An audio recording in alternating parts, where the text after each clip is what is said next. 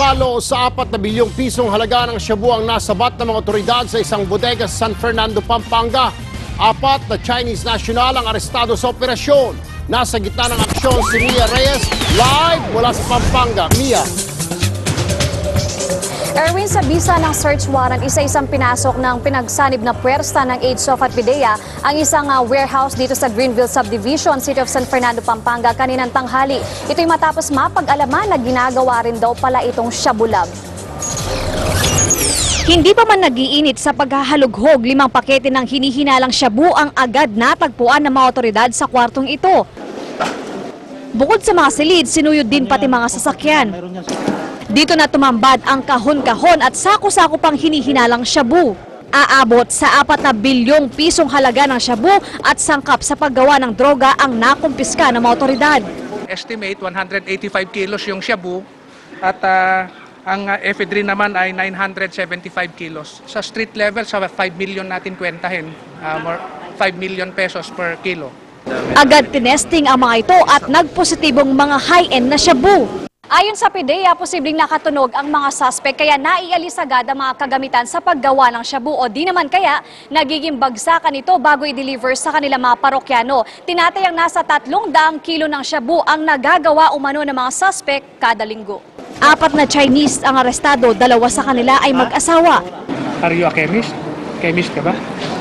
Ayon sa may-ari ng bodega, mga gamit sa kusina ang alam niyang negosyo ng mga suspect. Mismong nag-rent na yan, nag-recommenda pa sa akin yung East West manager ng bangko eh. East West? Oo, saka actually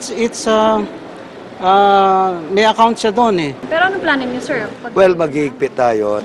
Paglabag sa Dangerous Drugs Act ang kakaharapin ng mga suspect. Erwin, bago pa man matapos ang inventaryo ng mga otoridad dito sa napaunang warehouse ay ginalugad na rin nila ang sinasabing nirerentahan pang isang bahay ng mga suspect na di kalayuan din dito sa City of San Fernando. Doon ay tumambad sa otoridad ang nasa 1 bilyong pisong halaga ng hinihinalang shabu. Base naman sa mga residente na nakausap natin ay wala naman daw talaga silang naamoy na droga. At hindi rin naman daw madalas umuwi itong mga naturang suspect at hindi nakikipaghalubilo. Samantala, habang hinihintay ang abogado ng mga suspect ay maya-maya lamang ay dadalhin na sila sa Camp Crame. Erwin? Maraming salamat sa iyo, Mia Reyes. Janet Napoles, manhid na raw sa mga isinasampang kaso sa kanya. 3 testigo sa umunoy overpriced Makati building nasa Witness Protection Program na. At mga nagtangkang magpasabog sa NAIA 3, papanagutin na ng NBI. Umaaksyon si Trish Roque. Iaapela raw ni Janet Lim Napoles ang tax evasion case ng anak niya. Paliwanag ng kampo ng negosyante, hindi raw kasalanan ni Jean Napoles na ipangalan sa kanya ang mga mamahaling ari-arian ng kanyang mga magulang. Sa pagdinig ng Sandigan Bayan sa plunder case ni Napoles, tumangging humarap sa kamera ang negosyante dahil naging emosyonal siya. Pero giit ng kampo niya, manhid na raw siya sa mga pambabatiko sa kanilang pamilya. Sinuspinde naman ang Sandigan Bayan ang pagpresenta sa bank records ni Ben Hurluy kanina. Hindi kasi nakadalo ang ilang bangko na pinatawag ng korte. Pinayagan naman ng korte si Gigi Reyes na magpa-medical exam sa Philippine General Hospital sa Lunes.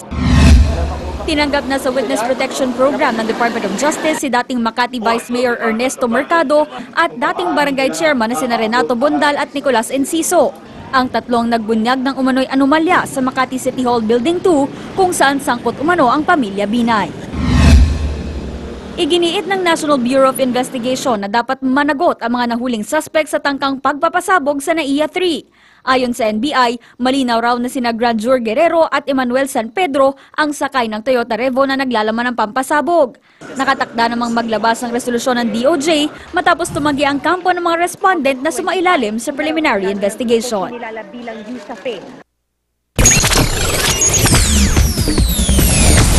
Hola ulit mga kapatid, tuluyan na nga nagbate ang singer na si Charisse at ang kanyang mommy Raquel. Kwento ng Maggie ni Charisse, mismong si Raquel pa ang sumundo kay Charisse at sa girlfriend niyang si Alisa Quijano sa airport noong September 6. Nakatira na ulit si Charisse sa bahay ng ina sa Laguna matapos ng 5 buwang world tour sa Amerika.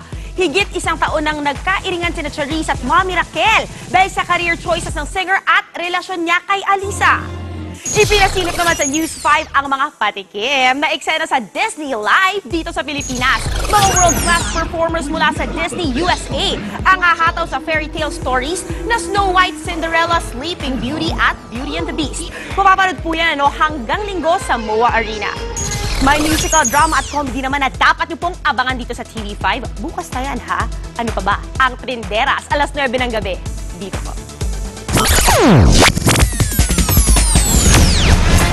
At dito naman tayo sa mga kwentong mag-iiwan sa inyo ng ngiti. Meron na raw mas bago at mas madali kesa sa Ice Bucket Challenge. Layon din daw nito, Lucia, na makatulong sa mga nangangailangan. Kung ayaw niyong mabasa, abay, subukan niyo ito. Umaaksyon si Marlene Alcaide. Hollywood at local celebrities. Mga politiko sa Amerika. Maging sa Pilipinas. Game na game sa Ice Bucket Challenge. Pero luma na raw yan. Anong bago? Ang Rice Bucket Challenge. Sinimulan nito sa India at ngayon sinusulong dito para sa mga nangangailangan o kapos sa buhay. Kapag hinamon, kumuha lang ng bigas at ibigay sa mahirap na pamilya na malapit sa lugar nyo. Kanina, ang businessman at entrepreneur na si Dr. Henry Lim Bon Leong ang namigay ng tigisang bucket ng brown rice sa may 100 pamilya sa Metro Manila. Ngayon pa lang kami makakatikim nito, brownies. 5,000 pamilya ang target mabigyan ng negosyante. One bucket can last one family for isang linggo at least. So this is a small part on what I'm doing. You can give out any kind of rice, di ba? Pinakamura ng bigas. Walang requirement kung ilang pamilya ang mabibigyan, kung gaano kadami o anong klase ng bigas. Basta't pagkatapos gawin ang challenge, i-post ang picture na may hashtag na Rice Bucket Challenge PH at itag ang mga kaibigan na hahamunin sa Rice Bucket Challenge. Pagkatapos ng challenge, may hinaman kaagad si Dr. Henry Lim Bon Leong. Siyempre, it's a challenge ko. Mga kapwa ko, mga bossing sa negosyo. And I think MVP is the grand bossing. I'm sure, alam mo na, may ibang bossing namin, si Joy Concepcion.